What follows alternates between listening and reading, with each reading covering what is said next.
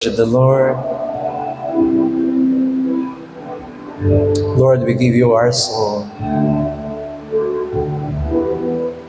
Let your name be blessed through our soul. Hallelujah. Oh, bless the Lord, oh my soul. Oh, my soul. And worship His holy name. Sing like never before, and all my soul I worship your holy name. The sun comes up, it's a new day dawning. It's time to sing your song again. Whatever may pass and whatever lies before me, let me be singing when the evening comes. Bless the Lord, oh my soul, and oh my soul, and worship His holy name. Sing like never before, and oh my soul, I worship your holy name. And you're rich in love, and you're slow to anger. Your name is great, and your heart is kind. For all your goodness, I will keep on singing. 10,000 reasons for my heart to find. Bless the Lord, oh my soul. Bless the Lord, oh my soul, and oh my soul, and worship His holy name. Sing like never before. Oh, my soul, I worship your holy name.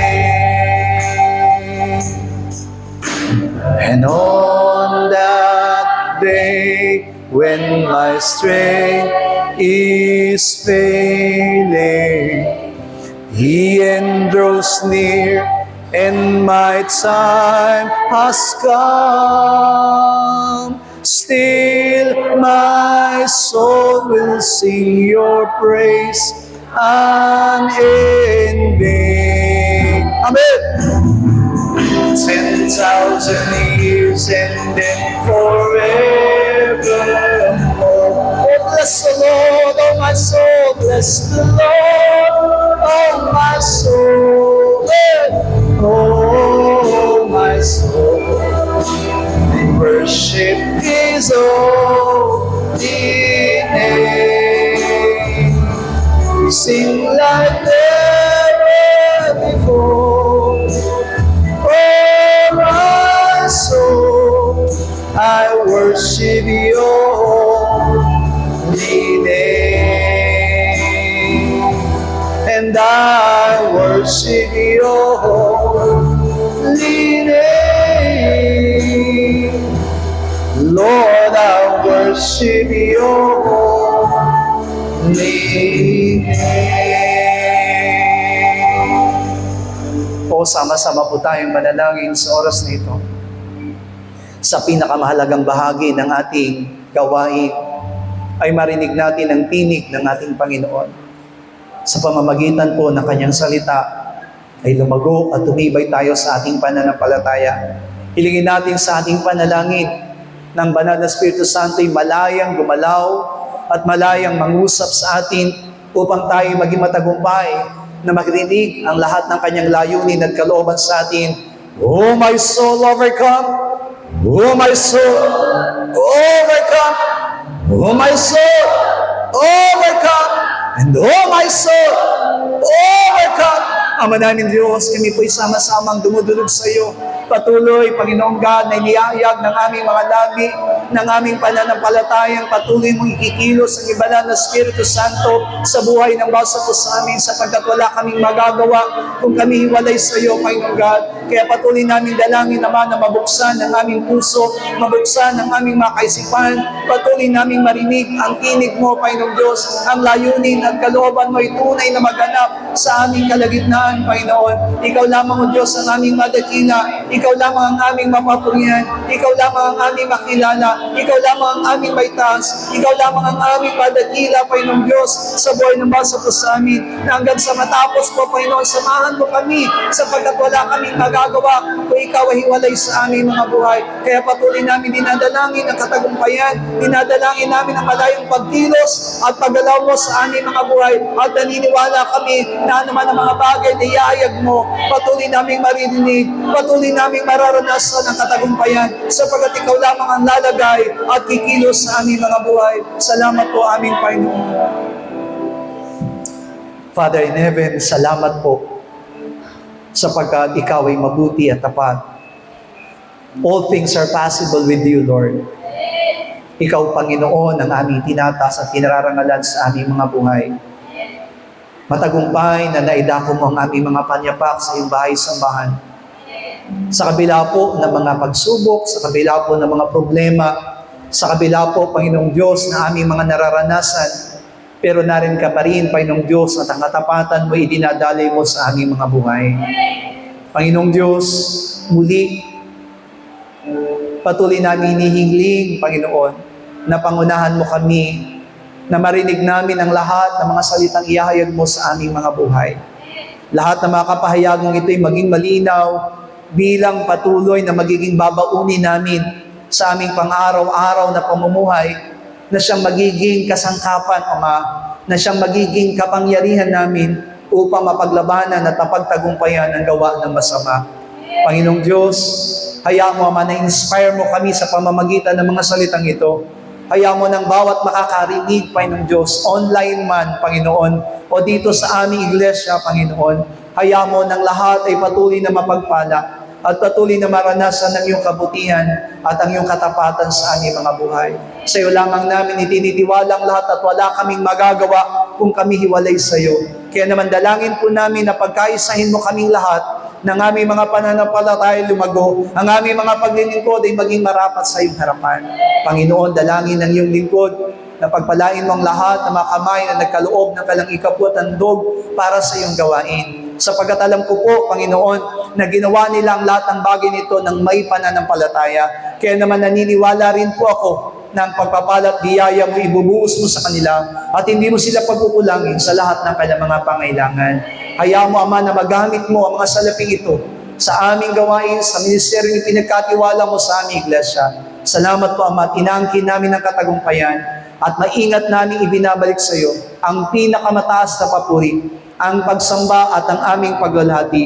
Ito po ang aming dalangin sa pangalan ni Jesus. Amen. Palakpakan po natin ang ating Diyos sa buhay. And you may all be seated. Praise the Lord.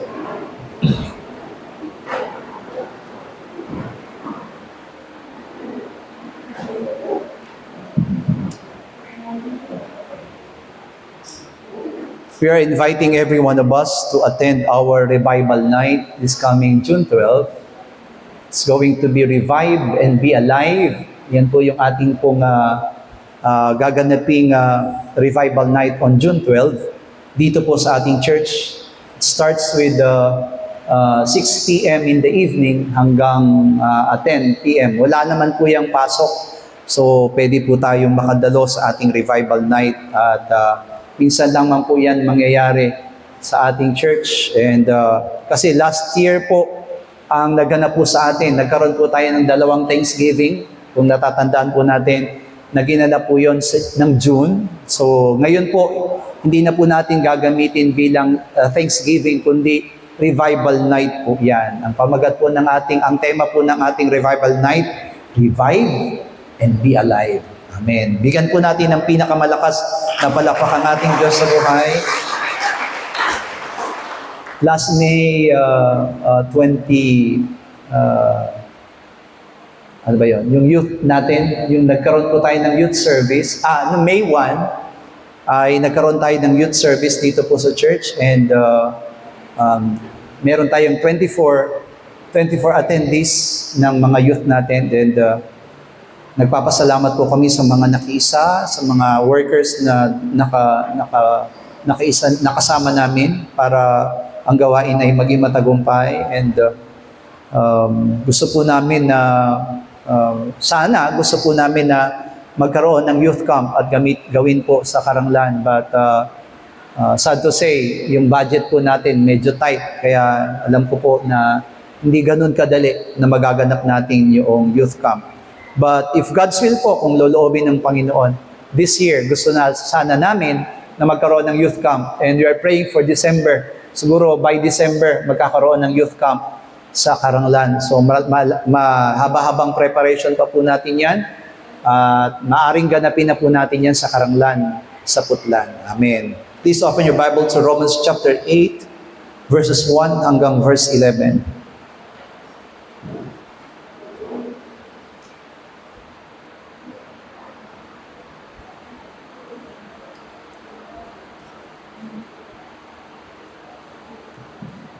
Roma, Kabanatang 8, talatang 1 hanggang 11, sabay-sabay po nating babasahin. Ngayon nga wala nang anumang hatol sa mga nakay Kristo Jesus, sapagkat ang kautusan ng Espiritu ng buhay na nakay Kristo Jesus ay pinalaya ako sa kautusan ng kasalanan at ng kamatayan, sapagkat ang hindi magawa ng kautusan na mahina sa pamamagitan ng laman, sa pagsusugo ng Diyos ng kanyang sariling anak, na nag-anyong lamang sa darin at dahil sa kasalanan ay natulan ng Diyos sa laman ang kasalanan upang ang kahilingan ng kautusan ay matupad sa atin na hindi nagsisilakad ayon sa laman kundi ayon sa Espiritu, sapagkat ang mga ayon sa laman ay nangagsisitalima sa mga bagay ng laman, datapat ang mga ayon sa Espiritu ay sa mga bagay ng Espiritu, sapagkat ang kaisipan ng laman ay kamatayan, datapat ang kaisipan ng Espiritu ay buhay at kapayapaan, sapagkat ang kaisipan ng laman ay pakikipagpag-alit laban sa Diyos, sapagkat hindi na masasaklaw sa kautusan ng Diyos ni hindi nga maari, at ang nanga sa laman ay hindi makalulugod sa Diyos. Datapat kayo'y wala sa laman, kundi nasa Espiritu. Kung kayo'y tumitira sa inyo ang Espiritu ng Diyos, datapat kung ang sino may walang Espiritu ni Kristo, siya hindi sa Kanya. At kung si Kristo ay nasa inyo, ang katawan ay patay dahil sa kasalanan. Datapat ang Espiritu ay buhay dahil sa katwiran. Ngunit kung ang Espiritu niya ang bumuhay na maguli kay Jesus ay tumira sa inyo, ang bumuhay na maguli kay Kristo Jesus sa mga patay ay magbibigay buhay naman sa inyong mga katawang may kamatayan sa pamamagitan ng kanyang Espiritu na tumitira sa inyo. Amen. God is our refuge. When we say refuge, it's not only Savior, but He made a way for us to be saved. Hindi natapos dun sa tinatawag na kaligtasan, but God will protect that salvation which we have received from God. Kaya tinawag siyang refuge. Siya yung nag-iingat doon sa kaligtasan. Siya yung nag-iingat doon sa biyaya na tinanggap ng bawat sa puso atin that really, truly believe in Jesus Christ. Sabi ng binasa po natin sa Romans chapter 8, bago po natin yan mababasa sa Biblia, that written word, that written letter of Paul to the Romans. He actually renounce his weakness. According to Romans chapter 6 and chapter 7, makikita po natin doon na sa kabila ng lahat ng bagay na ginagawa ni Apostle Pablo, he saw his life that is unworthy to the Lord. Ang nakita niya sa kanyang buhay, bagamat naroon na po yung kanyang paglilingkod, yung mga bagay na nagagawa niya na sa harapan ng ating Panginoon. But all things that he has done for the Lord is not yet enough. Hindi pa po yun sapat para sa kanya. Kaya nga sabi niya doon, marami pa rin siyang pagkukulang, marami pa rin siyang nagagawa na hindi karapat-dapat, mga bagay na maaring hindi pa rin maabot yung tunay na niloloob ng Panginoon. That is the reality of our lives.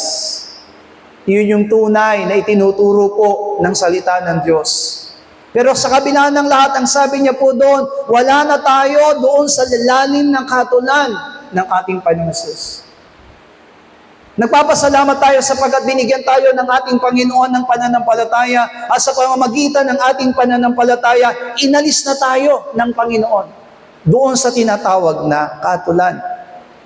Yung kahatulan na mararanasan ng mga tao na hindi pa nakapaglilingkod sa harapan ng ating Panginoon.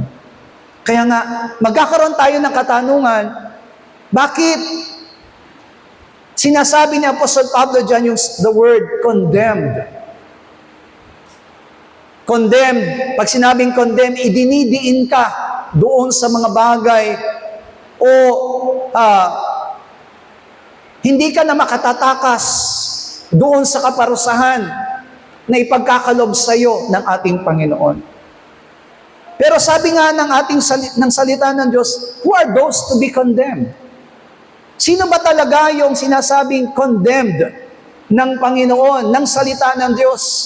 Kasi di ba, doon sa binasa natin talata, we are no longer under condemnation of Christ. No? Sa ayaw at sa gusto natin, wala na tayo doon. Pero kailangan natin maintindihan bakit sinasabi ng salita ng Diyos, wala na tayo doon sa ilalim ng kahatulan ng Panginoon. Sino po ba yung tinatawag na hatulan? Sino po ba yung talagang hinahatulan ng Panginoon? They that sin against God and those who are doing evil things against men. Yan yung mga tao po na hatulan. Yan yung mga nasa ilalim ng kahatulan ng Panginoon. They are the one who is under condemnation. Those people are sinned against God. Those people are doing evil things against men. Yung mga gumagawa ng masama laban sa kanilang kapwa, yung mga bagay na gumagawa ng mga bagay na laban sa ating Diyos. Like the devil. Amen po ba? Demons. Yung mga nangamatay na hindi po kumilala at hindi na nampalataya sa ating Panginoon, kung paano sinabi niya po doon sa John chapter 3, di po ba? Nang lahat ng mga hindi na nampalataya nasa ilalim na ng kahatulan. Sapagkat sinabi ng ating Panginoon, lahat ng mga mananampalataya ay wala na sa ilalim ng kahatulan, kundi sila iniligtas at inilipat na mula sa kamatayan patungo sa buhay. That is what the Lord Jesus Christ have done. Yan po yung ginawa mismo ng ating Panginoong Jesus. Kaya nga masasabi po natin, thank you for that grace of God. Amen. Salamat doon sa biyaya ng ating Panginoon. Sinasabi mismo dito ni Apostle Pablo, doon sa binasa natin sa Romans chapter 8, hindi na tayo nagsisilakad ayon sa laman, kundi tayo nagsisilakad na ayon sa Espiritu. Sapagkat ang lahat na nagsisilakad ayon sa laman ay nasa ilalim pa rin ng kahatulan. Why? Because they cannot able to obey the law of God. Hindi nila kayang sumunod doon sa kautusan ng ating Diyos. Pero masasabi ba natin na may pagmamalaki na natin yung sarili natin kasi wala na tayo sa ilalim ng kahatulan? Pero kailangan makilala natin bakit. Amen po ba? Bakit kailangan natin kilalanin that God is really my refuge? Amen. Niligtas na ako ng Panginoon eh. Masasabi po natin ngayon, ligtas na ako eh. Amen. Wala na pala ako sa ilalim ng kahatulan. So, I have no problem. Pero kailangan maintindihan natin mabuti, mga minamahal ko, that even though the word of the Lord said we are no longer under condemnation, kailangan makita natin yung kahinaan ng tao. What is man's weakness? Di po ba, mga mananampalataya, mga Kristiyano, hindi po sapat na sabihin natin Kristiyano na tayo o mananampalataya na tayo at we are attending the church. Pero ang totoo, lahat ng ginagawa natin kulang pa para tumbasan yung kabutihan ng ating Panginoon. Sometimes we decide for our own. Amen. Tayo pa rin yung nagdidesisyon, tayo pa rin yung gumagawa, tayo pa rin yung kumikilos sa buhay ng bawat atin, even though we already surrender. Sinasabi natin, we surrender already our life to the Lord. Ibinigay na natin ito sa Panginoon. Pero kapag titignan ng Panginoon yung buhay po ng bawat sa atin, we are unworthy of God's grace, unworthy of God's love. Hindi tayo karapat-dapat na tumanggap doon sa pag-ibig at biyaya ng ating Panginoon. Sasabihin natin, hindi naman ako namumuhay na may kasalanan o nagkakasala laban sa Diyos. Minamahal ko naman ang aking kapwa.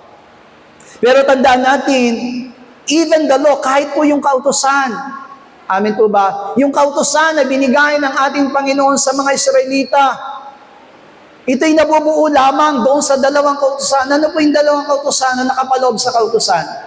Mahalin mo ang Diyos. Amen, ng buong puso, buong kaluluwa at buong pag-isip. At mahalin mo ang iyong kapwa gaya ng iyong pagmamahal sa iyong sarili. Pero problema, kaya ba natin? Kaya ba nating lubusin yung tinatawag na kautusan? Our weakness. Ano pong sabi sa James chapter 2 verse 10? Sabi sa Santiago, kabanatang 2, talatang 10, sapagkat ang sino man gumaganap ng buong kautusan at gayon may natitisod sa isa, ay nagiging makasalanan sa lahat. Alam niyo po ba ibig sabihin niyan? Na kung ang kautusan ng Panginoon ay 10 daw, tinutupad na natin yung 9, pero yung isa po ay hindi pa rin natin natutupad. Sabi, anong sabi doon? Ibinibilang pa rin tayong isang makasalanan. So we just only, amen po ba, neglected to obey one of the law. Isa lamang kautusan, yung nilabag po natin doon sa 10 utos. Pero ang kabilang pala nung isa ay ang kabuuan na po ng lahat. Kaya kung titignan po natin, amen po ba, yung sinasabing condemnation, yung kahatulan, kung ang pagbabasihan ay ang pagsunod sa kautusan, karapat-dapat tayo mahatulan. Amen? Kasi tayong lahat, hindi natin kaya, walang sino man po sa atin. Kahit si James, amen po ba, kahit si Santiago na kapatid ng ating Panginoong Hesus, nakita niya po doon, na ginaganap mo na yung buong kautusan, pero lumalabag ka doon sa isa, ay katumbas na rin ang paglabag ng lahat. Ano po ang sabi pa ni Apostol Pablo? Romans chapter 3 verse 23, sapagkat ang lahat ay nangagkakasala nga at hindi nakakaabot sa kalwalhatian ng Diyos. Alam niyo po ba yung bitin? Yung uso ngayon na sinusuot ng mga nasa sanlibutan, yung crop top. Amen. Yung bitin na kasuotan. Ganun po tayo sa harapan ng Panginoon. Na kahit na anong gagawin po natin because of our sin, dahil doon sa kasalanan na ginagawa ng basa po sa atin. Amen. Kapag tinanong po tayo ngayon, lahat po ba tayo hindi na nakakagawa ng kasalanan? I think all of us will not say yes. Lahat po tayo nakakagawa pa rin ng kasalanan. Nagkukulang pa rin tayo. That's why everything is fall short. Amen po ba? Ang hirap po noon na, amen, yung bitin na yon, mahirap po yon. Bakit? Sapagkat kaunti na lamang. Hindi po yung tinatawag na kalahati. Pag sinabing bitin, almost. Amen. Almost. Kaya kung halimbawa po na ipagmamalaki natin na naglilingkod naman na tayo, nananampalataya naman tayo, na tayo po ay nakagagawa na o nakakapaglilingkod na sa harapan ng Panginoon. Pero I will tell you, everything that we have done is still fall short in the glory of God. Kaya sabi, di ba, sabi ni Apostol Pablo, walang sino man po sa atin ang pwedeng magmalaki. Kung sino man ang nais magmalaki, sabi niya, ang Panginoon ang kanyang ipagmalaki. Kasi lahat, kahit na po tayo nagbibigay, kahit na po malaki pa yung ibinibigay po natin, kahit na nagagawa natin ang ganitong bagay para sa Panginoon, still fall short. And we need the grace of the Lord. Kailangan pa rin natin yung biyaya ng ating Panginoon. Iyon yung makapagpupuno. We need the love of God. We need the mercy of God. Amen po. Huwag nating isipin na nagagawa ko naman ang mga bagay nito. Amen po ba, nakapaglilingkod na ako. Binibigay ko na nga yung oras ko. Kahit ibigay mo pa yung buong buhay mo, still fall short in the glory of God. Naintindihan po ba natin yon? I-sacrifice man natin yung sarili po natin sa harapan ng Diyos. Amen po ba? Tandaan po natin, yung kalalagayan natin sa harapan ng Panginoon, we are still sinners. Yung pagiging makasalanan natin, opo, yung kasalanan po natin, mga minamahal ko, ay tinubos na ng ating Panginoon. Pero habang tayo nasa sanlibutan ito, naalipin pa rin tayo ng kasalanan. Naalipin pa rin tayo ng gawa ng laman. Naalipin pa rin tayo ng gawa ng sanlibutan. Do you think you can live holy in this world? Ayaw mo magsinungaling, di ba? Lahat tayo ayaw natin magsinungaling. Pero, hindi mo ba talaga nagagawa ang pagsisinungaling? Huh? Ayaw natin gumawa ng masama. Sa mundong ito, ayaw natin gumawa ng masama. Pero kapag nasa sanlibutan kang ito, amin po ba, na ginagalawan po natin, you can still. That's why, kaya siya tinawag na fall short. Amen. May kulang. Amen. Na kahit na iabot mo na ng iabot yung PC mo, amen, ubusin mo na yung PC na meron ka, hindi pa rin siya nakakaabot sa kalwalatian ng Panginoon. Kulang. Sabi mo nga sa katabi mo, kulang pa rin ang gagawin mo sa Panginoon. Bumirit-birit na nga ako kanina, Pastor. Amen. Kahit hindi ako marunong kumanta, sige, ibinigay ko ng buong kanta ko. Sasabihin ko po sa inyo, kulang pa rin ang pagbirit mo. Kulang. Pastor, ibinigay ko na nga lahat, pati yung pambili ko ng bigas, ibinigay ko na nga sa offering. Sasabihin ko sa iyo, kahit ibigay mo pati lahat ng alas mo, kulang pa rin. Still fall short. May nakita ko, galit na galit sa offering sa Facebook. Di ba dinimanda po niya yung pastor? Kasi yung nanay po niya umattend ng worship service. Ngayon, nung umattend yung worship service yung nanay niya, wala siyang offering. Pero yung nanay po, alam niya yung password ng bank account ng anak niya.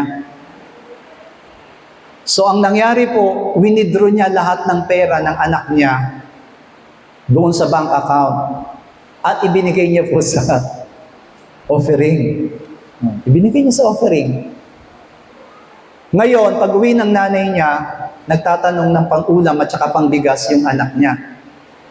Ang sabi ng nanay niya, wala silang pera. So, sige po, aalis muna ako, pupunta ako sa bangko. Pagdating niya ng bangko, nakita niya po yung ATM niya, zero account, zero na, wala nang pera. Ang sabi niya sa nanay niya, dahil alam niya, nanay niya lang po ang merong access doon sa kanyang PIN number. Sabi niya, in-offering ko sa church namin. Alam niyo po, ginawa ng kapatiran na yun, anong anak na yun, pumunta sa church, binabawi niya po yung offering doon sa pastor. Ang sabi niya doon sa pastor, pag hindi mo ibinigay yung offering ng nanay ko, hindi demand ako kayo. Hindi ako magdidemanda dahil nag-offering ang nanay ko, didemanda ko kayo kasi wala na kaming pambili ng bigas. Dahil sa turo mo, ibinigay lahat ng nanay ko yung offering. Hindi ko alam kung sinong kakampihan nyo, yung anak o yung nanay. Amen?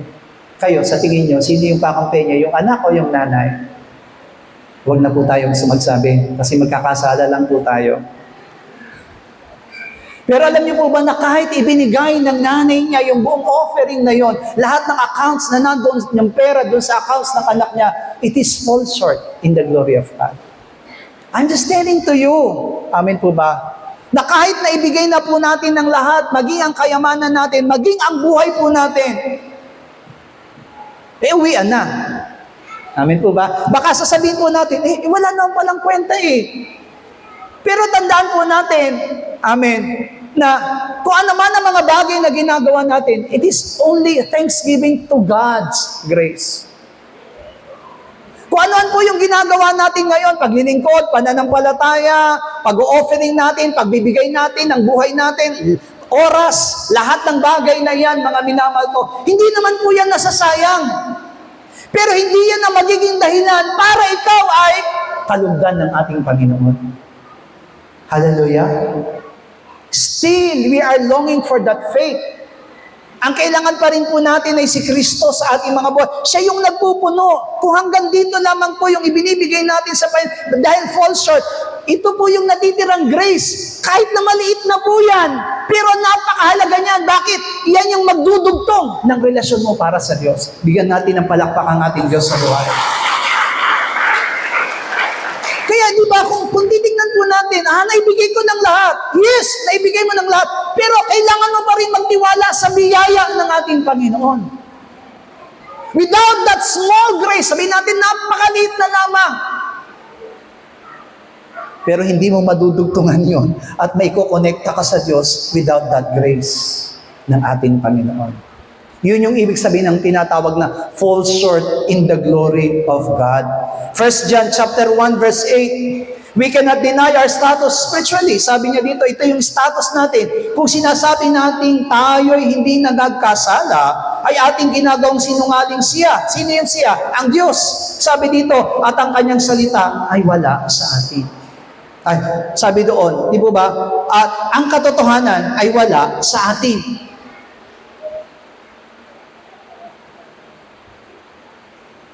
Kaya di ba, whether we like it or not, Jesus Christ already forgave our sin.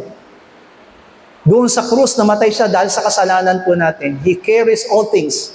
Amen po ba? Doon sa krus na yon. Pero meron pa rin tayong tinatawag na kainaan. At ang sabi dito, ito yung spiritually status ng bawat sa atin and we cannot deny it. Hindi natin pwedeng magsabi na wala tayong kasalanan. Kaya nga kung itutuloy natin sa verse 10, ang sabi na dito, none of us can excuse. Magkat sabi niya, kung sinasabi natin tayo hindi nagkakasala, ay ating ginagawang sinungaling siya at ang kanyang salita ay wala sa atin. So these verses, James chapter 2 verse 10, Romans chapter 3 verse 23, 1 John chapter 1 verse 9, verse 8 and verse 10, all these verses explains that all men are to be condemned. So ibig sabihin, di po ba, kung titingnan po natin yung sarili natin, yung kalalagayan natin, without understanding about Romans chapter 8 verse 1 up to 11, amin po ba, kapag tinignan natin yung sarili natin, you are worthy, you and I are worthy in God's condemnation. Kaya salamat, di ba? Salamat doon sa Romans chapter 8 na yon. Nababasahin mo lang isang bersikulo ng sino mang nakipag-isa kay Kristo ay wala na sa ilalim ng kahatulan.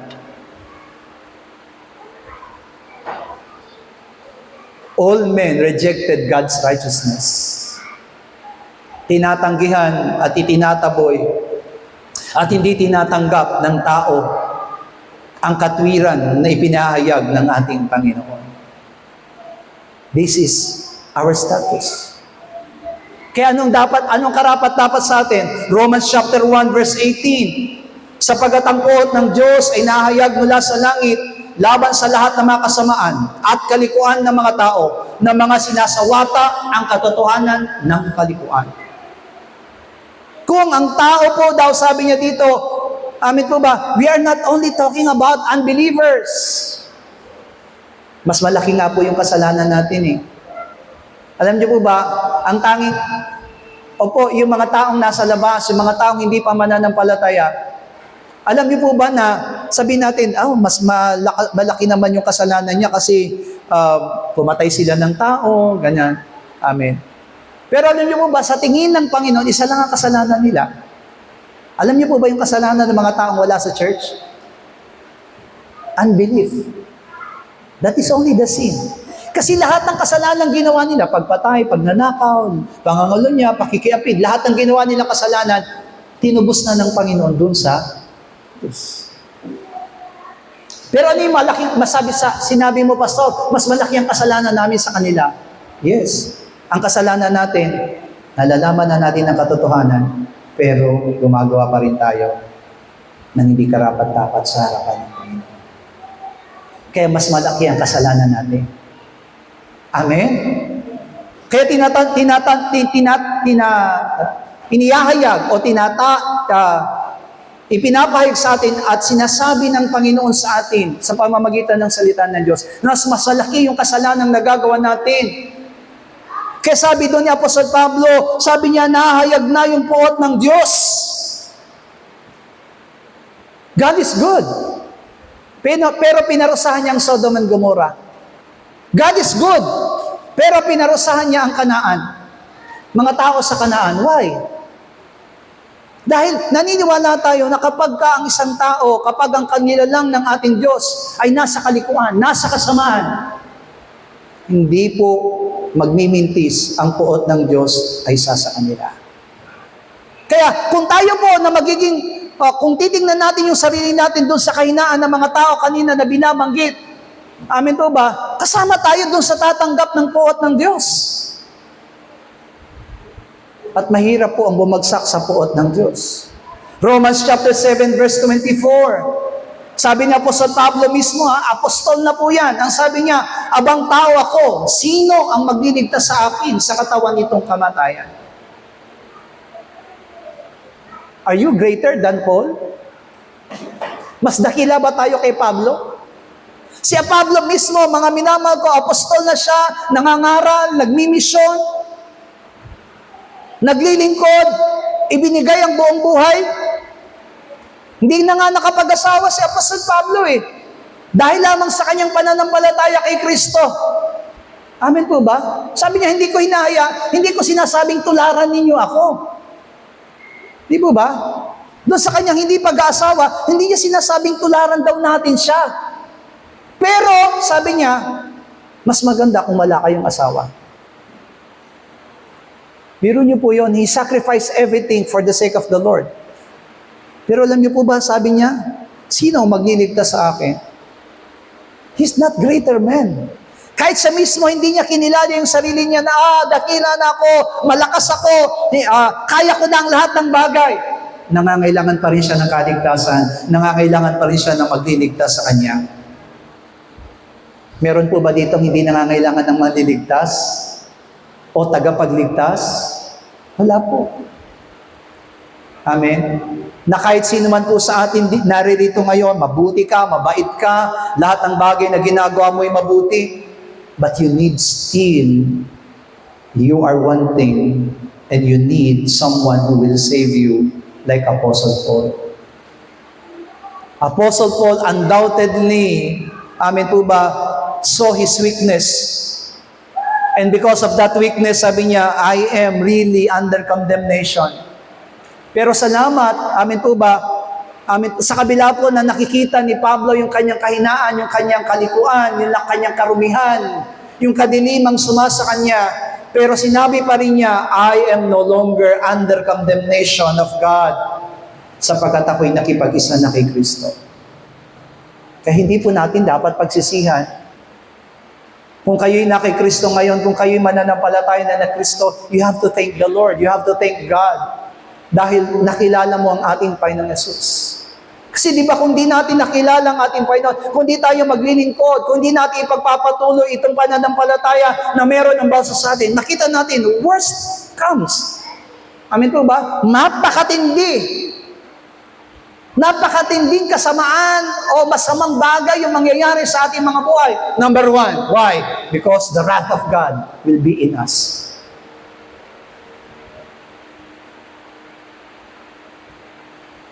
We will be condemned. Kaya yun po yung hinahangad. Amen po ba? Yung pinapag-aralan po natin dito, Paul, he understands that he's already to be condemned. Yung makita mo yung sarili mo, amen po ba? Kasi minsan yung iba, akala na nagiging pakampante. Kung di mo naiintindihan yung sarili mo, you are nothing. Amen? Kaya pala nung tinuro ng ating Panginoong Hesus, pinasasalamatan ba ng Panginoon ang kanyang alipin kung ito'y nagsisilbi sa kanya?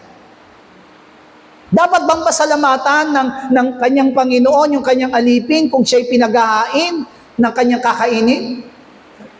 Hindi. Ang sabi ng salita ng Diyos, bagkus pa nga ang dapat isagot daw ng alipin, ginagawa lamang ng alipin ang gawain ng isang alipin. Baka meron po sa atin dito naghihintay na pasalamatan dahil dun sa ginagawa nating paglilingkod. Baka gusto niyong pasalamatan kayo, amin po ba, at kilalanin yung mga bagay na ginagawa natin para sa Panginoon. Actually, all those things na ginagawa natin, kulang pa po yan. Kung titignan natin yung ginawa ng Panginoon sa buhay ng bawat sa atin. That's why I want to share to you what is in the Old Testament. Yung nasa lumang tipan na ito na ating pag-aaralan, ay makikita natin yung ginawa ng Panginoong Hesus sa buhay ng bawat isa po sa atin. Kasi di ba, kung tayo po na mga tao, hindi natin nakikita ito, kailangan makita natin yung mga eksperyensya, yung mga naranasan ng mga taong nakalipas sa nakalipas na panahon. Ito yung kanilang naranasan. Ito yung ipinaranas ng Panginoon sa kanila. Kaya pala ipinaranas sa kanila ng Panginoon dito upang maging katuruan sa buhay ng bawat sa atin. In the Old Testament kasi, ano nakalagay according to the law? An eye for an eye, a tooth for a tooth. Alam niyo po ba yung ibig sabihin niyang an eye for an eye, a tooth for a tooth? Actually, the law implies this one. Kung ano ang iyong ginawa, siya rin ang kabayaran. Kung ano ang iyong inutang, siya rin ang kabayaran. Kung buhay ang iyong inutang, buhay din ang kabayaran. Di po ba? Kapag binasa natin ng kautusan, kung ikaw daw ay napatay mo yung baka ng iyong kapitbahay, anong dapat mong gawin? Palitan mo rin ng baka. Ang masakit nga kapag yung baka na napatay mo, na baka ng iyong kapitbahay ay babae at nanganganak, mas malaki ang bayad. Amen? At kung ikaw daw ay nangutang, amen po ba?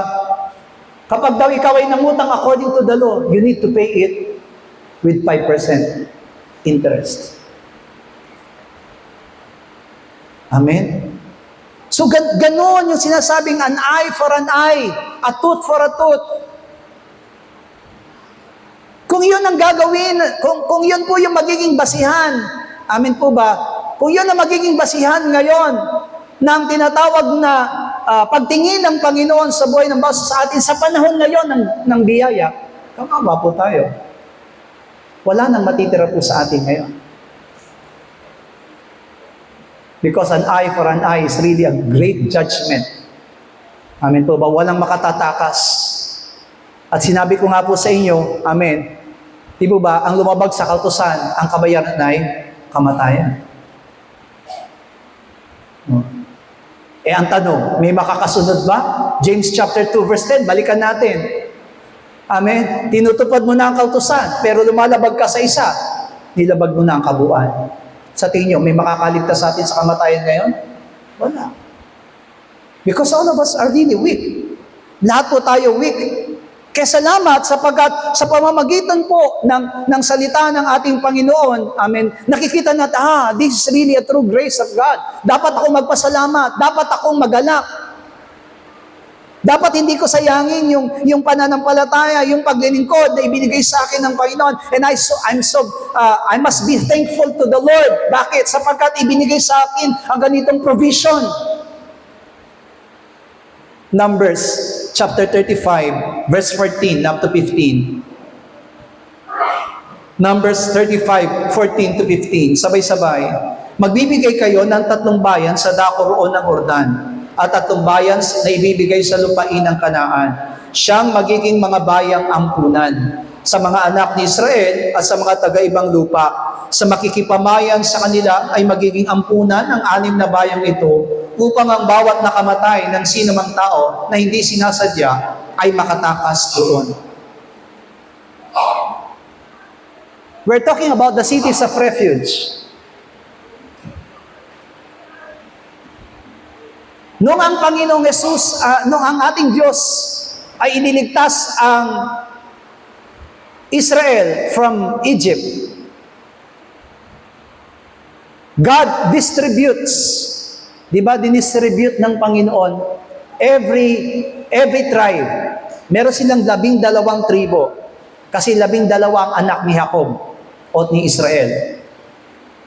So 12 po sila, 12 lupain din ang ibinigay po sa kanila. Kung titignan po natin, sapat na po yun. Amen? Sapat na yung mga lugar na yun kasi nabigyan na po sila. Pero alam niyo po ba, God saw the way they will try to live with their own lives. Kung di ako maglalagay ng ganitong 6 na syudad, ng cities of refuge, kawawa yung mga Israelita. Sabi doon, yung 6 na bayan na yon, mga minamahal ko, ay hinati ng Panginoon. 3 sa dako roon, 3 sa dako roon. Ibig sabihin, yung 6 na tribo makikinabang sa 3. Yung 6 na tribo sa kabila makikinabang dun sa 3 na cities. So which means fair. Amin po ba? Fair. Ano yung patakaran ng cities of refuge? Yung cities of refuge po na yun, yung mga bayan na yun, o syudad na yun, na itinalaga ng Panginoon, ay para dun sa mga taong nakamatay, pero hindi sinasadya. Amen? Hindi sinasadya. Kaya nga diba, kapag yung tao na yun na hindi sinasadyang nakamatay, ay, di ba sabi ko nga sa inyo, an eye for an eye, a tooth for a tooth. Kapag ikaw ay nakamatay, magbe-vengeance yung mga kamag-anak ng napatay mong tao, at hindi sila titigil hanggat hindi ka rin nila napapatay. Amen. Paano nga kung yung napatay mo, hindi mo naman sinasadyang patayin? Kaya God is good. Naglaan siya ng 6 na syudad na yon, at tatakbo. No? Ang sino man pong nakamatay na hindi sinasadya, kung ayaw niyang mamatay, mapatay, nung kanyang na kamag-anak na napatay, nang hindi sinasadya, kailangan niyang tumakbo ng pinakamabilis at pumasok sa syudad. At kapag ang paanong pumatay na yon ay pumasok na sa syudad, kahit na po yung isang paa ay nasa labas pa, pero yung isang paa ay nasa loob na ng syudad, kahit na nandyan na po yung papatay sa kanya, wala nang karapatan yung papatay sa kanya na patayin siya sapagkat yung kanyang paa ay nasa loob na ng syudad. Ganun ang kapangyarihan nun. Ano pa yung kondisyon? Kapag babasahin po natin ng cities of refuge, hindi pwedeng lumabas yung taong nakamatay nang hindi sinasadya sa city of refuge hanggat nabubuhay yung saserdote na namamahala nung panahon na ikaw ay nakapatay. So hindi siya pwedeng umalis. Amen. Doon sa syudad na yon. Dahil kapag siya ay umalis doon sa syudad na yon, at siya ay nasumpungan ng mga kamag-anak na kanyang napatay nang hindi sinasadya, wala nang magagawa ang Diyos sa kanya. Kahit na siya'y patayin, hindi magkakasala yung mga nakapatay sa kanya. Ganun katindi. So, lahat tayo Siguro isipin natin, hindi naman ako nakapatay eh. Pero naniniwala po ba kayo na everyday may humahabol sa atin? Araw-araw mayroong humahabol sa atin.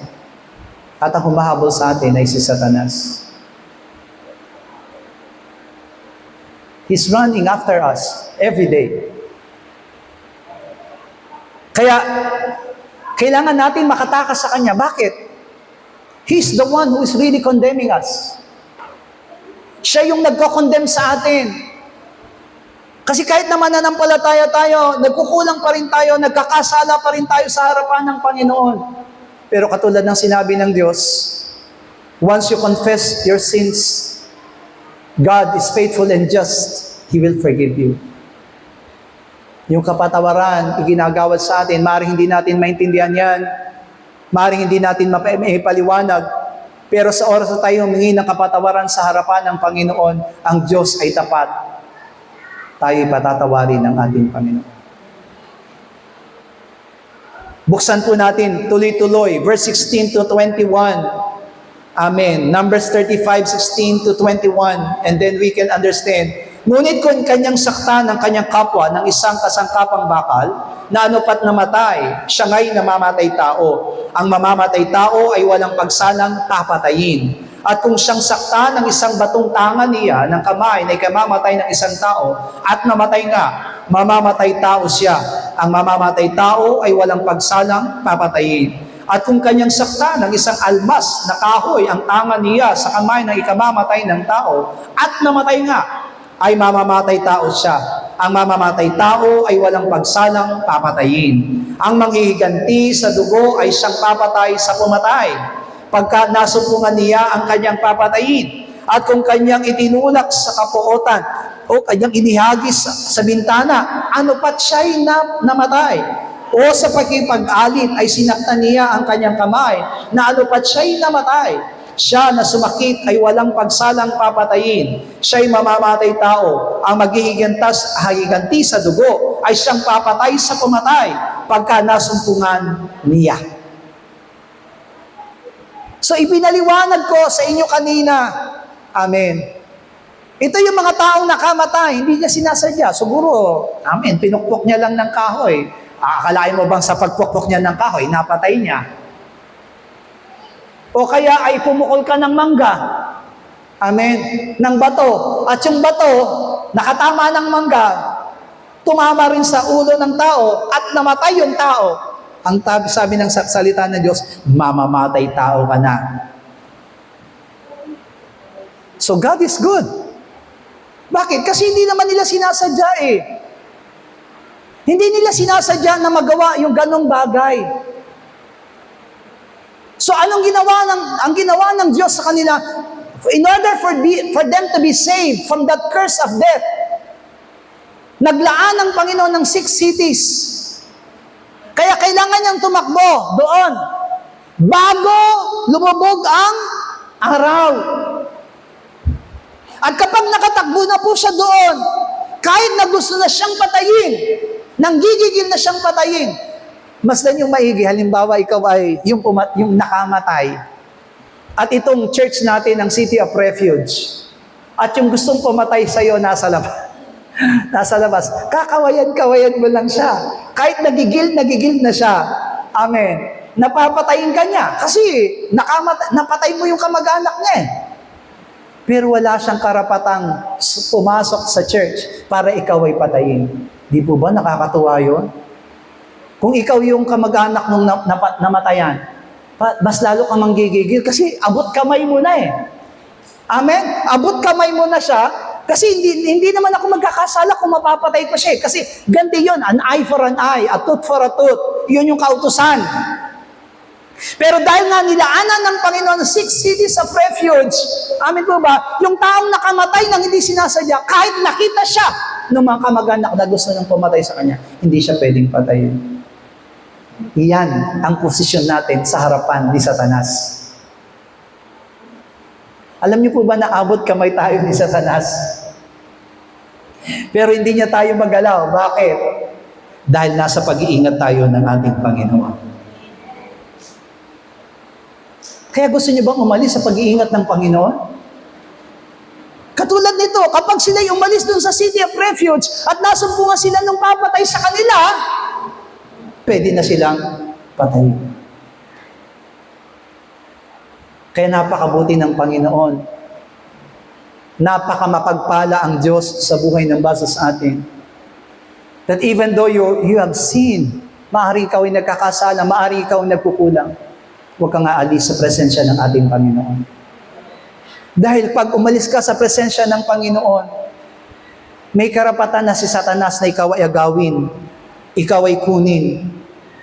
Siya yung tinatawag na witness ng lives natin. The devil is the one who's really condemning us. Di ba ang sabi sa Book of Revelations, si Satanas, yung ahas na araw, gabi, anong ginagawa niya daw sa langit? Binibintangan tayo. Kinokondem tayo sa harapan ng Diyos. Yan ba yung anak mo? Amen? Yan ba siya? Mananampalataya, pero gumagawa ng ganito? Siya yun, nagko-condemn sa atin. Jesus Christ will not condemn us. Bakit? He came to save us. Di ba sabi niya dun sa babae, hindi rin kita babatuhin. Sabi ng Panginoon doon sa mga lalaki, doon sa mga tao, sabi niya, ang sino mang walang kasalanan sa inyo, siya ang unang bumato. Hindi nila binato kasi lahat sila may kasalanan. Pero bakit si Jesus Christ hindi rin binato? Ibig sabihin ba nun, si Yesu Cristo may kasalanan kasi hindi niya rin binato? Hindi po. Ang dahilan kung bakit hindi niya binato yung babae dahil pumarito siya, hindi para humatol, kundi para magligtas. Kaya napakabuti ng Panginoon. Masasabi natin sa bagay ito, salamat Panginoon, kasi sa kabila ng mga kahinaan namin, sa kabila ng mga pagkukulang namin, hindi mo pa rin kami hinahatulan. Hallelujah. God has His own infinite plan. Sabi ko nga, Lord, amen, sapat na yung 12 syudad na yon na ibinigay mo, bawat lugar, ibinigay mo na sa kanila bilang magiging tirahan ng iba't ibang klase ng lahi ni Jacob, ng Israel. Bawat tribo meron na. But you separate 6 cities. Tingnan niyo pong mabuti. Di ba ba? Hinati-hati na ng Panginoon sa 12 yung Kanaan. So 12 sila, meron na silang mga lugar. Kung titignan natin, wala nang pakialam, hindi na pakikialaman ng Panginoon ng lahat. Pero sabi niya, separate to me 6 cities. Because He knows our weakness. He knows the weakness of all men. Hindi niya hayaan na may mapahamak. Amen po ba? Kaya tayo, masasabi natin, Pastor, paano naman? Kung ang kasalanan ko, sinadya ko naman. Amen. Sinadya natin. Yung cities of refuge, ang patakaran doon, nakamatay ng hindi sinasadya. Pero alam niyo po ba, pagdating kay Kristo, anumang kasalanan na meron po tayo, kapag tayo na kay Kristo, you are saved. Kaya yun yung isang bagay na pinag-aaralan natin sa umagang ito. The New Testament, these cities in the Old Testament, the city of refuge, symbolizing, sabi dito, an illustration of salvation found in Christ. Yung cities of refuge na yon na itinayo ng Diyos doon sa ilang, doon sa lugar na kung saan naroon yung 12 tribo ni Israel ay nagsisimbolo ng kaligtasang ibinigay na makikita kay Jesucristo. Let us take a look. The cities of refuge first. The cities of refuge as a road was plain to cities. Ibig sabihin po, mga minamahal ko, itong cities of refuge na ito, itinayo po ito malapit lamang. Hindi po ito itinayo na malayo. So ibig sabihin, makikita natin dito na meron talagang plano ang Diyos at meron talagang nais ang Panginoon na maligtas yung tao. Amen? Kasi kung inilagay, isipin natin mabuti, kung naglagay ang Diyos ng cities of refuge sa kabundukan, no? Halimbawa po, yung nagkasala, Las Piñas. Amen. Taga Las Piñas. Tapos, o kaya, di ba, ang church natin almost Las Piñas and Bacoor. Amen. Tapos, ang cities of refuge natin, ilalagay po sa Pampanga. Bago tayo makatakbo, napatay na tayo. Amen. Kung meron tayong sasakyan, amen, okay lang. Kung wala kang sasakyan, hallelujah. Kung ang sasakyan, may sasakyan ni John, e-bike, amen,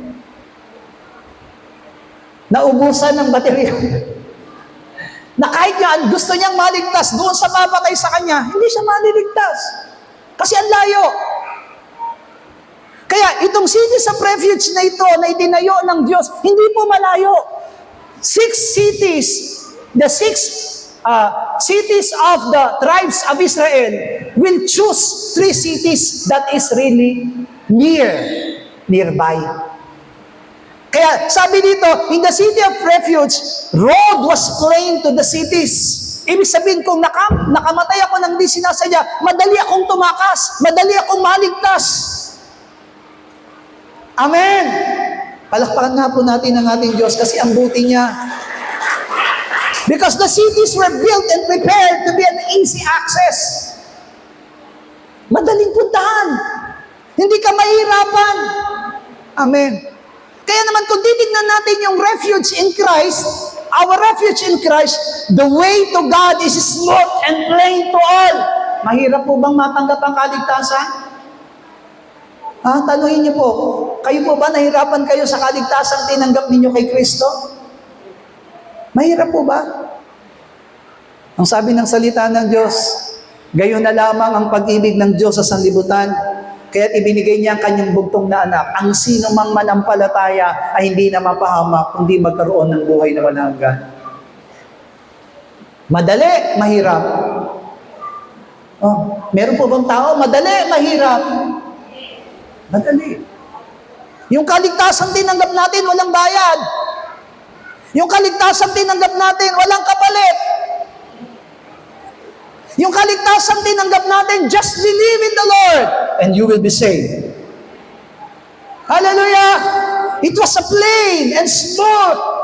Kaya diba sabi niya doon sa John chapter 7 verse 17, kung ang sino mang tao ay nag-iibig gumawa ng kanyang kalooban, ay makikilala niya ang turo kung ito'y sa Diyos at kung ako'y nagsasalita na mula sa aking sarili. Sabi doon sa John chapter 7 verse 17, amen po ba? Madali nating ma-recognize kung ang itinuturo ba ay galing sa Diyos o galing sa tao lang. Pag galing sa tao, meron niyang mga tawag dito, meron niyang kailangan kang susundin, ganito ang gagawin mo, amen? Mga taga-Bacoor na pumila tag-1,000. Di po ba? Bago niyo natanggap yung 1,000, dumaan muna kayo kukuha muna daw kayo ng stub, tapos padadaluhin kayo sa gawain. Bago mo makuha yung 1,000, patatapusin mo lahat muna ng magsasalita. Amen? Kung gusto talaga nilang magbigay ng 1,000, pwede naman sila magbahay-bahay. Ikaw, botante, 1,000. Amen? Pero hindi pahirapan ka muna nila. Amen? Hallelujah! Nung tayo'y kumilala at nanampalataya sa ating Panginoon, ganyan ba ang ginawa? Pinapila muna tayo? Pila-pila muna. Amen. Kuha muna kayo ng stub. Hindi po. Any moment, any time. Amen po ba? Kaya nga tayo, kapag nananalangin tayo sa Panginoon, hindi na kailangan pumunta ka pa sa church. Amen? Hallelujah! Ang mga salita po, di ba, nabagit ko po sa inyo, ang mga salita, tinuruan sila ng Diyos. Ano naging panalangin ni Solomon? Di ba si Solomon ang itinalaga ng Panginoon na magtayo ng kanyang templo? What is the prayer of Solomon? Lord, anyone who will pray in this temple, answer their prayers. And anyone, sabi niya dito, and anyone who is far away, sabi doon, and far away and face to this temple and pray, answer their prayers. Hindi mo haharap lang sila doon sa Sa templo. Amen. Siguro naman, alam niyo po, kung yung pagharap sa templo, ang magiging basihan ng panalangin, nahirapan kayo. Bakit? Alam niyo kung bakit? Left and right lang. Minsan, linipat. Alin ba ang left? Alin ba ang right? Tama, di ba? Saan ba ang silangan? Dito ba? Dito ba? Dito ba? Madali lang naman eh. Kung saan sumisikat ang araw, doon ang silangan. Amen. Hallelujah. Pero minsan, magkakamali ka pa. Pero alam niyo po, binago ng Panginoon yun eh. Ang sino mang mananalangin sa pangalan ni Jesus, tutugunin ng Ama at ipagkakalob ang lahat ng kanyang pangailangan. Very smooth. Very plain. Amen? Kaya ngayon, malalaman natin, okay. Malalaman natin na ito yung turo ng Diyos. Hallelujah. Romans chapter 10 verse 8. Roma 10:8, sabay-sabay. Datapwat, ano ang sinasabi nito? Ang salita ay malapit sa iyo, sa iyong bibig at sa iyong puso, sa makatuwid bagay, ang salita ng pananampalataya na aming ipinangangaral. Nasaan daw yung salita? Nasa kapitbahay! Nasaan yung salita? Nasa Bulacan! Hindi po sabi ng salita ng Diyos, ang salita ay malapit sa iyo. Nasa iyong bibig, nasa iyong puso. Hallelujah. Very smooth and very plain. Bakit hindi natin tatanggapin ang Diyos bilang my refuge? Amen po ba? Naalala ko yung sinabi ng iba, sabi dito, ang pinakamalapit mong kamag-anak ay ang iyong Ang pinakamalapit mong kamag-anak ay ang iyong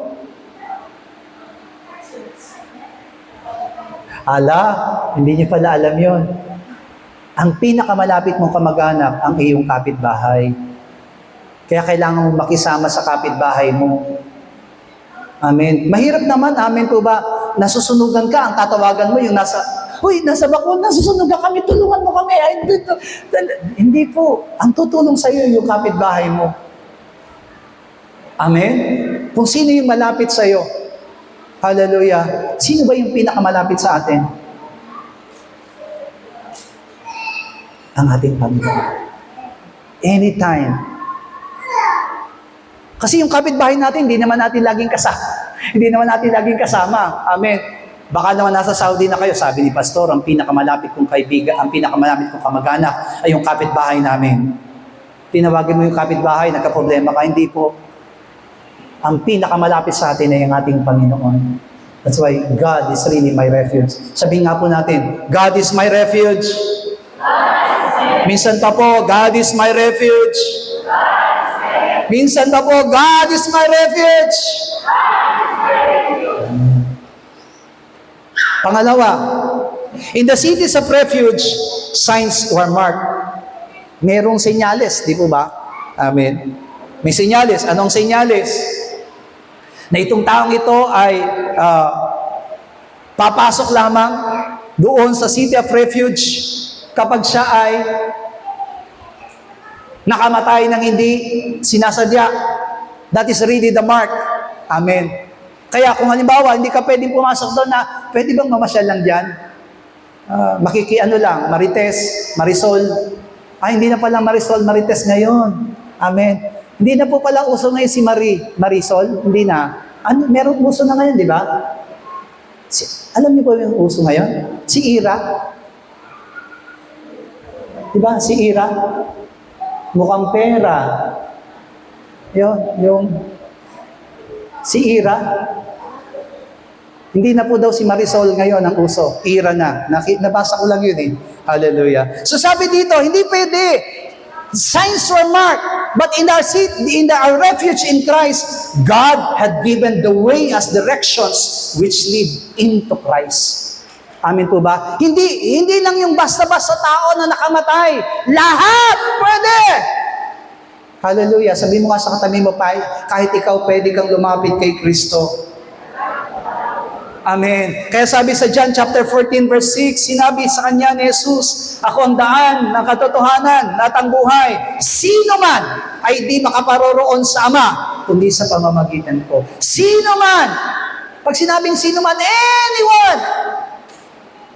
Hallelujah.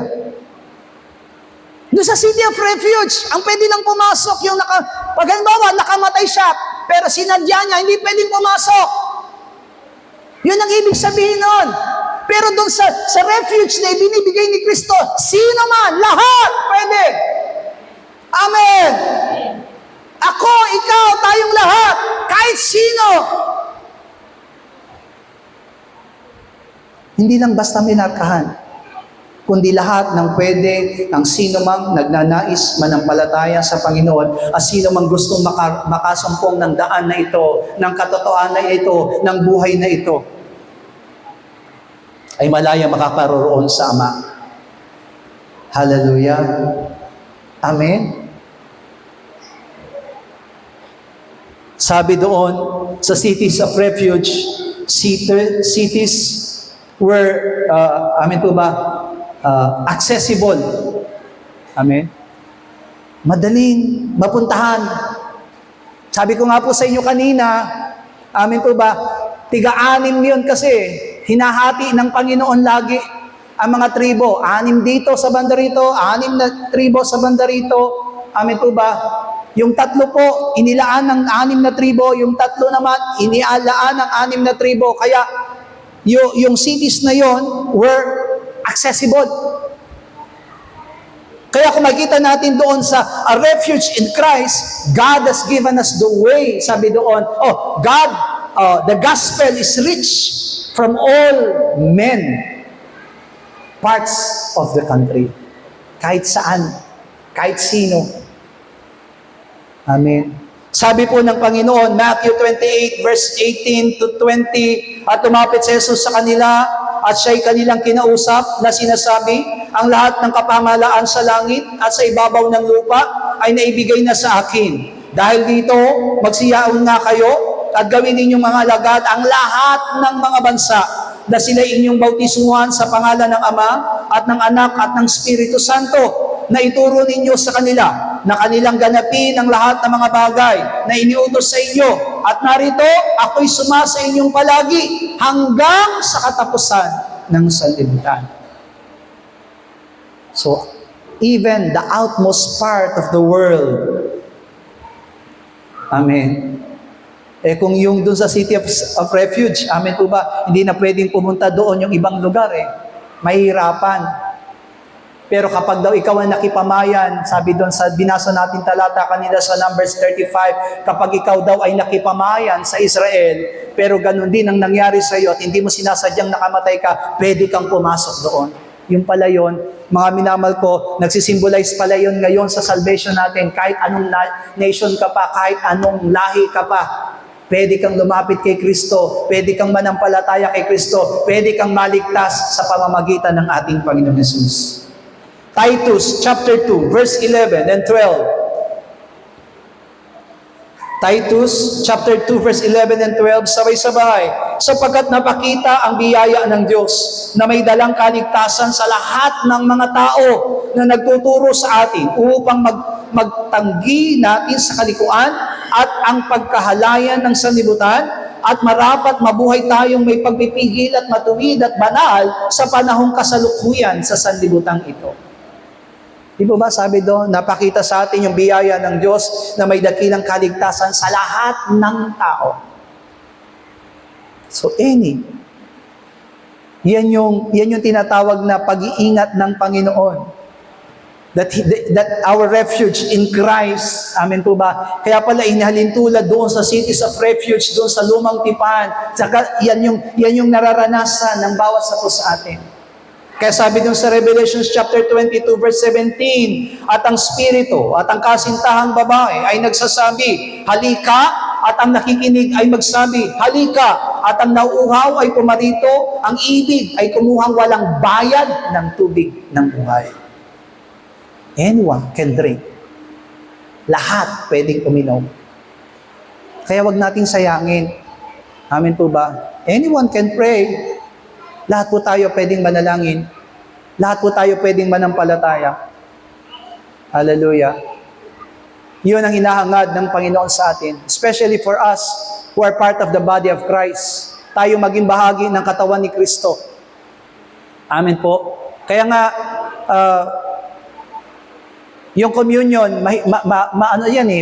importante sa atin ang communion, pakikiisa sa ating Panginoon. Pero sabi nga ni Apostle Pablo, maraming mga mananampalataya ang nagkakasala sa communion. Why? Because they do not understand it. Hindi sila nakikipag-isa. Ulitin ko po, kapag ang mga mananampalataya nagkasala kayo, huwag niyo sasabihin na hindi mo na ako tatanggap ng communion kasi nagkasala ako. Hindi po. Ang sabi ni Apostle Pablo, siyasatin mo yung sarili mo, humingi ka ng tawad, pwede ka na mag-communion. Amen? Ang hindi lang pwede mag-communion, hindi pa nabautismuhan. Kapag hindi pa po kayo nabautismuhan, mamaya, huwag po kayong mahiyang magsabi doon sa naghahain sa inyo ng communion, hindi pa po ako nabautismuhan. Hindi pa po ako pwede. Hallelujah.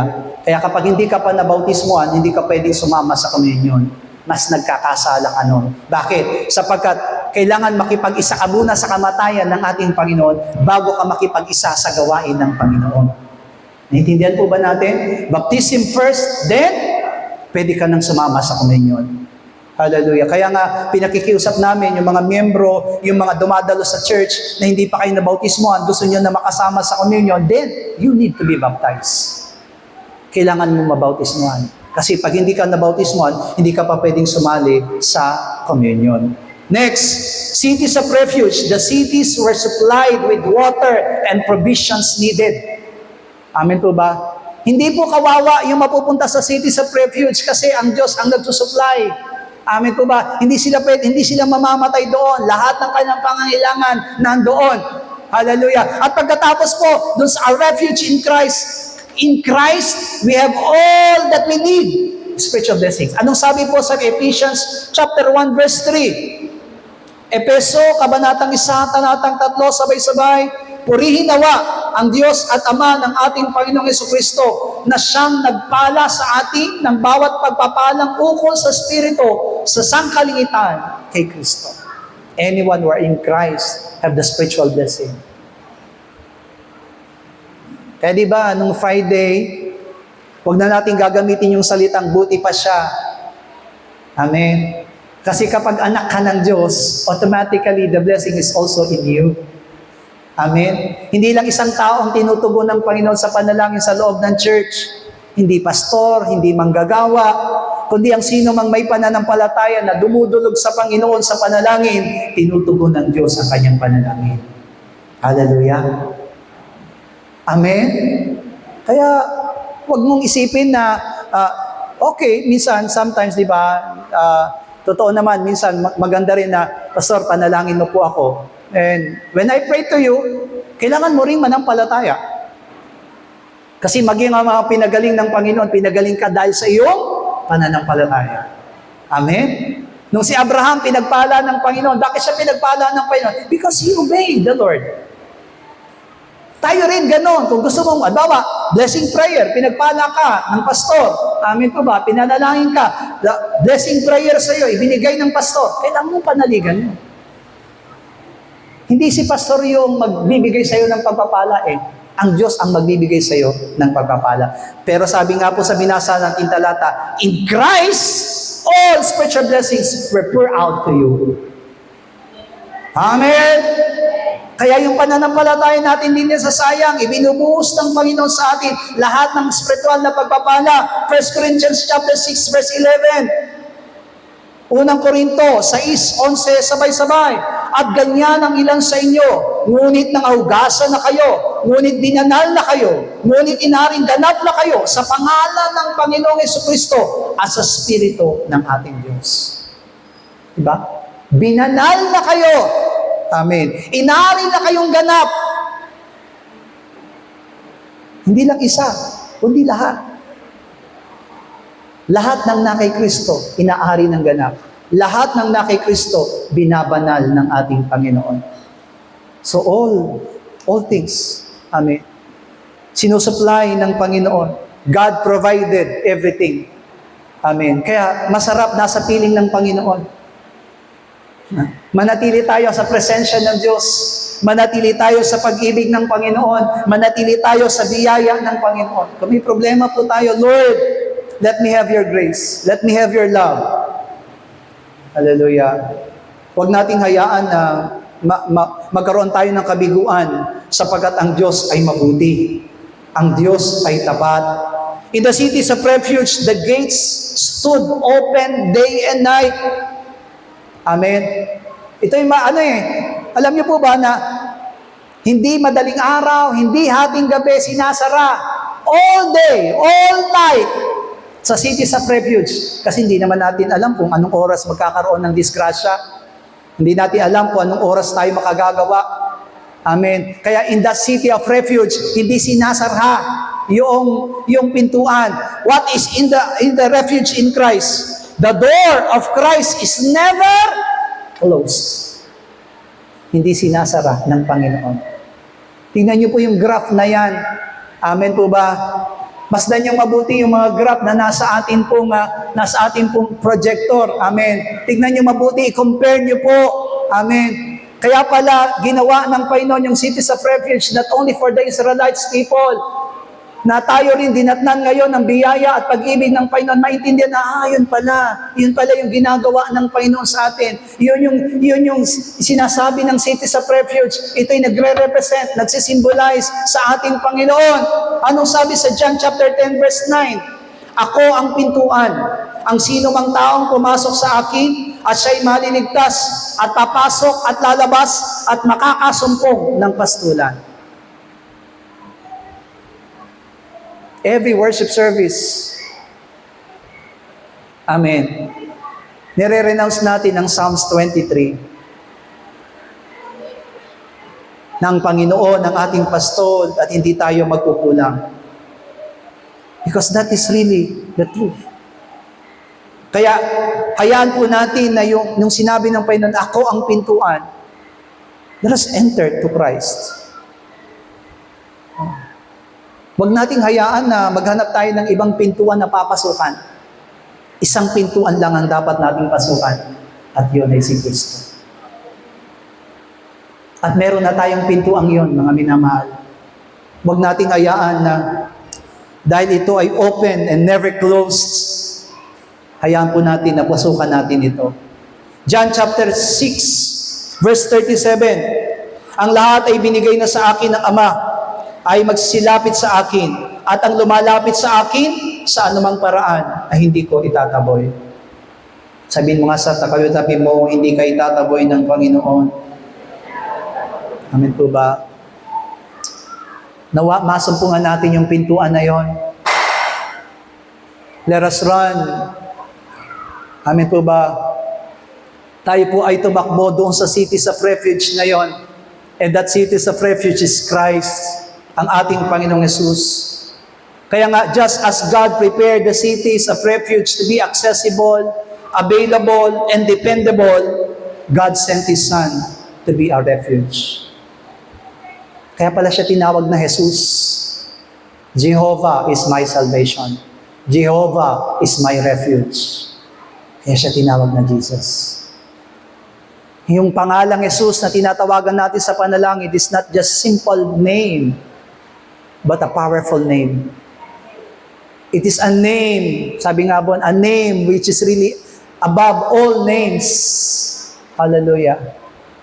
Kaya napakapalad po natin, tinanggap natin yung pangalan na yon. Anong sabi sa Isaiah 30 verse 15? Isaiah 30 verse 15, sabay-sabay, sapagat ganito ang sabi ng Panginoong Diyos, ng banal ng Israel, sa pagbabalik at sa pagpapahiga ay matitiwasay kayo, sa katahimikan at sa pag-asa ay magiging ang inyong lakas at hindi niyo inibig.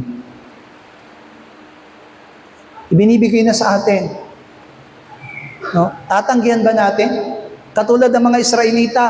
Hallelujah. Yun na nakakalungkot sa mga Israelita. Inilaan na sa kanila yung ganong bagay, pero mas pinipili pa nila yung kanilang sariling katwiran.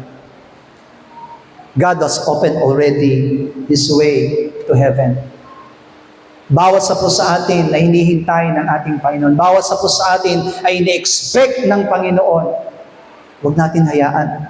Amen. Huwag natin hayaan na mawala tayo sa presensya ng ating Panginoon. Katulad ng sinabi doon sa Revelation chapter 22 verse 17, di ba? Sinabi ng Espiritu kasama ng babaeng ikakasal, halika! God is inviting everyone. Amen?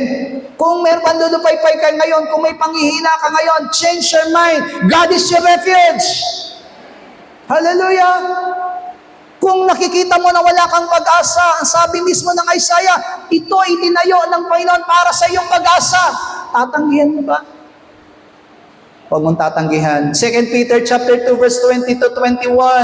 Sapagkat kung pagkatapos sa siya'y makatakas sa mga pagkahawa sa sanlibutan sa pamamagitan ng pagkakilala sa Panginoon at tagapagligtas na si Jesucristo ay muling mahulubihan at madaig niyaon, ay lalong sumasama ang muling kalagayan nila kaysa sa manang una. Sapagkat magaling pa sa kanilang hindi nakikilala sa daan ng katwiran kaysa pagkatapos sa makakilala, ito ay tumalikod sa banal na utos na ibinigay sa kanila. It's really. Amen. Yan yung mga warning na po sa atin. Winawarningan tayo ng Panginoon. Ikaw, nakakilala ka na sa Panginoon. Sila yung mga nasa labas, hindi pa nila alam kung ano ito. Yung pinapag-aralan natin, kung ano yung kaligtasan, hindi pa nila alam. Para sa kanilang kaligtasan, reliyon. Para sa kanilang kaligtasan, katwiran at filosofiya. Pero itinayo ng Panginoon. Amen. Itinalaga na sa atin ng Panginoon, ng ating Diyos, ang ating Panginoong Jesucristo. Nasa atin ang katotohanan. Tatalikod na tayo. At ang sabi ng Panginoon, ano na mangyayari sa atin? Once na nalaman natin ang katotohanan na tumalikod tayo, mas lalala pa daw tayo kaysa sa dati. Hallelujah. Kaya, kung paano yung mga nasa cities of refuge, hindi sila pwedeng lumabas. Tayo rin, huwag tayong lalabas kay Kristo. Sabi mo sa katabi mo, huwag kang aalis kay Kristo. Huwag kang bibitaw kay Kristo. Amen. Lagi natin paalalahanan yung mga kapatid natin, huwag kang bibitaw kay Kristo. John chapter 3 verse 36. Juan 3:36. Ang sumasampalataya sa anak ay may buhay na walang hanggan. Ngunit, ang hindi tumatalima sa anak ay hindi makakakita ng buhay, kundi ang poot ng Diyos ay sumasa kanya. Ano po ba ang gusto ninyo? Biyaya o poot? Amen. Dalawa lang naman, di ba? Ang sumasampalataya, mayroong biyaya. Ang hindi sumampalataya, nasa ilalim ng poot ng Diyos. Nakakalungkot. Zechariah chapter 9 verse 12. Mangagbalik kayo sa katibayan, kayong mga bilanggo na may pag-asa. Ngayoy aki ihahayag sa aki igagawad sa inyo na makalawa. Zechariah, amin po ba? Sabi niya dito, I will renounce it twice. Amin po ba? Bakit sinabing twice? Kasi nga po doon sa lumang tipan, inihayag po yung cities of refuge. Ngayon, sa bagong tipan, inihayag si Kristo. Hindi tayo kasi pwedeng pumunta doon sa cities of refuge sa Israel eh. Alam niyo po ba, magkano yung pamasahe papuntang Israel? 125,000. Amen? 100,000, 75 to 100,000 ang pamasahe papuntang Israel. Pero salamat sapagkat hindi na natin kailangan mamasahe pa. Because even now, in this point, kahit sa lugar na ito, pwede tayong pumasok sa cities of refuge in Christ. Bigyan natin ng pinakamalakas sa palakpak si Kristo. Sabi sa Hebrews chapter 6 verse 18, Hebreo 6:18, sabay-sabay, upang sa dalawang bagay na ito ay di mababago, na diyay di maaring ang Diyos ay magbulaan, ay magkaroon tayo ng isang matibay na kasiglahan. Tayo nangagsitakas sa sumakanlong upang mangapit sa pag-asang nalalagay sa ating unahan.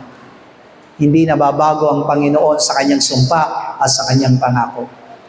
Panghawakan natin yung sumpa ng Panginoon, panghawakan natin yung pangako ng Panginoon sa buhay ng bansa. Nasaan daw yon? Nasa ating harapan. Nasa ating unahan. Anong sabi kanina? Ang salita ay hindi malayo. Nasaan daw ang salita? Nasa iyong bibig, nasa iyong puso. Sabi mo nga sa katabi mo, yung salita nasa bibig mo, nasa puso mo. Amen. Hallelujah. Wala sa malayo. Nandyan na. So, ibig sabihin, pananaligan mo na lang. Last verse, 1 Corinthians chapter 9, verse 24 to 27. Unang Korinto, 24 hanggang 27, sabay-sabay. Hindi ba ganinyo nalalaman na ang mga nagsisitakbo sa takbuhan ay tumatakbong lahat, ngunit isa lamang ang tumatanggap sa gantimpala. Magsitakbo kayo gayon upang magsipagtamo kayo. At ang bawat tao ay nakikipaglaban sa mga palaruan ay nagpigil sa lahat ng mga bagay. Ginagawa nga nila ito upang magsitamo ng isang putong na may pagkasira. Ngunit tayo ay niyaong walang pagkasira. Ako nga ay tumatakbo sa ganitong paraan na hindi gaya na nagsasapalaran. Sa ganito rin ako ay sumusuntok, hindi gaya ng sumusuntok sa hangin. Ngunit inahampas ko ang aking katawan at aking sinusupil. Baka sakaling sa anumang paraan, pagkapangaral ko sa iba, ay ako rin ay takwil. Let us run! Hallelujah! Run for that cities of refuge, church! And which is Christ. Amen po ba? Tumakbo tayong papalapit kay Kristo. Huwag tayong tatakbong papalayo kay Kristo. Amen? Hallelujah! Sabi nga po natin, oh my soul, run in Christ. Sabay-sabay tatlong beses. Oh my soul, run in Christ. Oh my soul, run in Christ.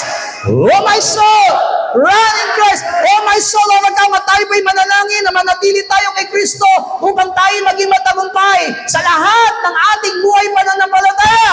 Oh my soul, overcome. Oh my soul, overcome. And oh my soul, overcome. Ama namin Diyos, kami po'y nagpapasalamat sapagkat sa umagang ito, niloob mo ng aming mga buhay ay makasumpong ng isang lugar ng tanggulan, isang lugar na kung saan hindi kami mapapahamak, isang lugar na puno ng pag-asa, isang lugar na puno ng lahat ng aming pangangailangan, isang lugar na madali naming malapitan, isang lugar, Panginoong Diyos, na malalapitan at patuloy naming maasahan sa aming mga buhay.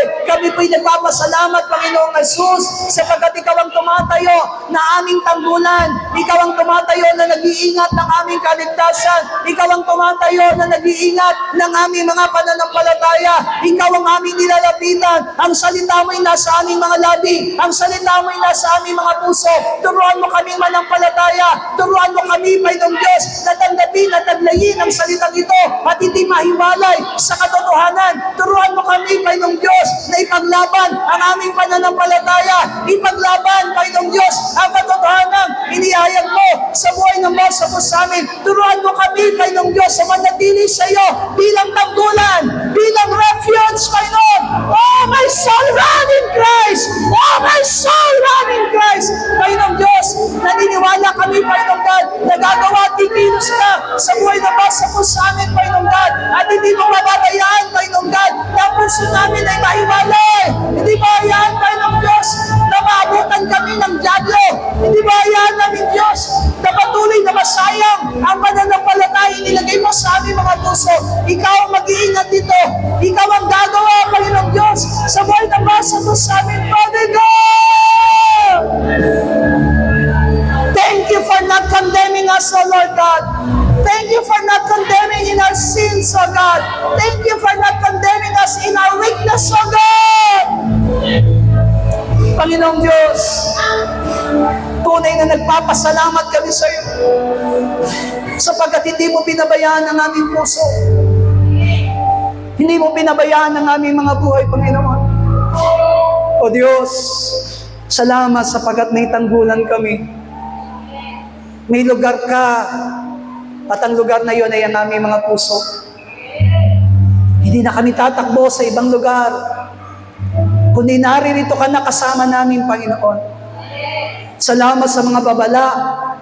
Salamat, Panginoong Diyos, sapagkat itinutuwid mo kami. Salamat sapagkat binibigyan mo kami ng pag-asa sa pamamagitan ng katotohanan. Panginoon, sa umagang ito, hayaan mo maging lubos ang aming pakikipag-isa sa iyo. Sa pamamagitan po ng tinapay at saro na aming tatanggapin. Hayaan mo, Ama, na gawin namin ito ng may pananampalataya at may pagsunod sa iyong dakilang gawain. Salamat po at ingatan mo ang lahat ng tatanggap nito. at naway ikaw lamang maluwalhati at madakila sa kanilang buhay. Sa pangalan ni Jesus. Amen.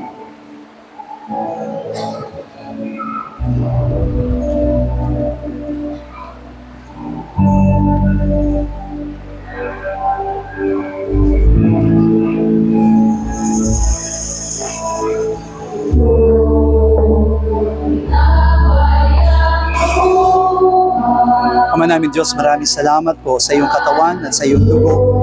Tunay po, Panginoon, na inaasahan namin na kami patuloy na magiging kaisa mo sa lahat ng iyong gawain at ministeryo. Nawa, Panginoong God, maluwalhati ka sa pamamagitan namin sa pangalan ni Jesus. Amen.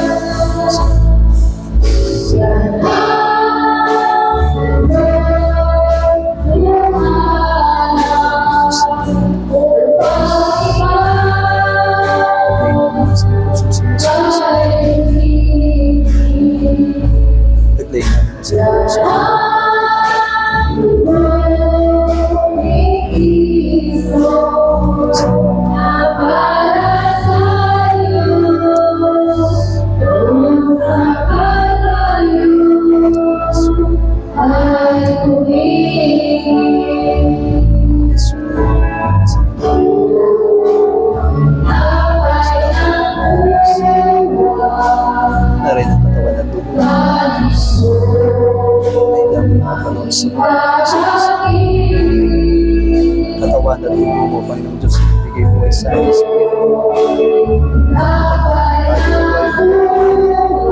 Nagdinig po na sumasanda sa iyo. Dahil ko po, Panginoon. Pagkaroon sa iyo, pagsama natin ang Jesus.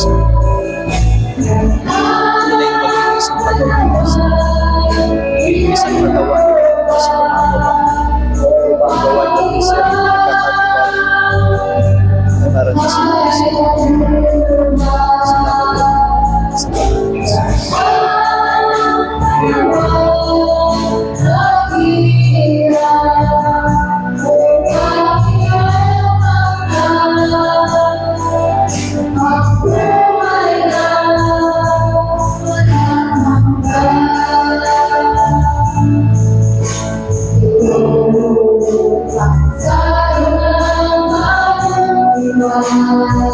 Pakibigyan din po si Sir Darius sa baba.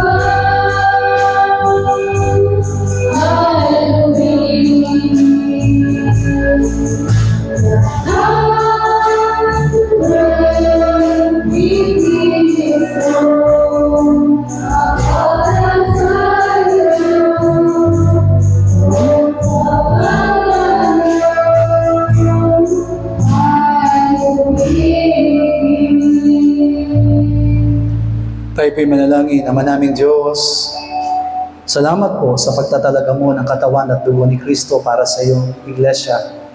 Salamat po, Ama, sapagkat niloob mo na kami mag-iisa. Hindi lamang, Panginoon, sa iyong gawain, kundi sa biyaya, habag at pag-ibig mo na aming nararanasan sa bawat araw.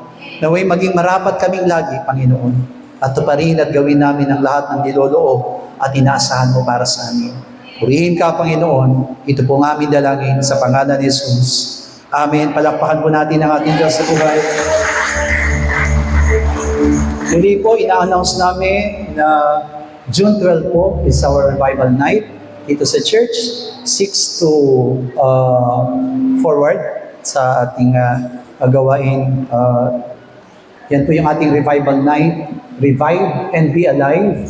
And I hope and I pray we can also invite mga kamag-anak natin, mga kaibigan natin. Please invite them also so that they will also be in us in one worship service. Amen. So para po sama-sama po tayo sa loob ng iglesia, nasasamba at magpupuri sa Kanya.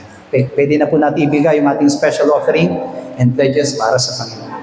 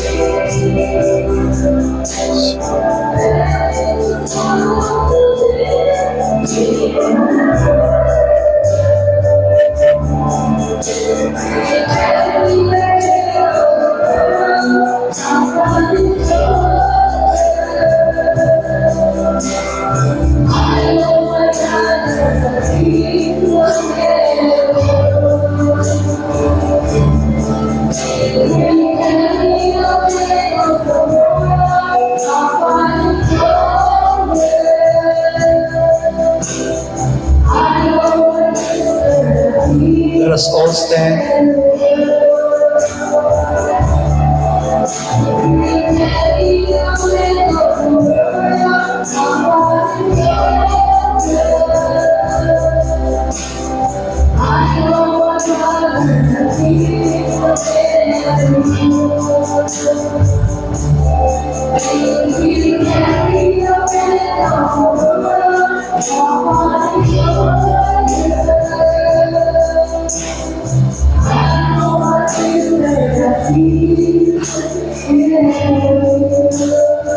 All together, Lord's Prayer. Ama naming nasa langit, sambahin nawa ang pangalan mo. Ikaw nawa ang maghari sa amin. Sundin nawa ang iyong kalooban dito sa lupa tulad ng sa langit.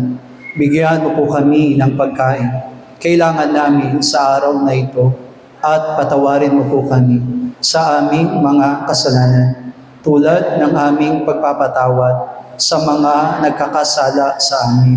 At huwag mo kaming iharap sa maigpit na pagsubok, kundi ilayo mo po kami sa masama, sapagkat iyo ang kaharian at ang kapangyarihan at ang kapurihan magpakailanman. Amen. God bless you all. Blessed be the name of the Lord.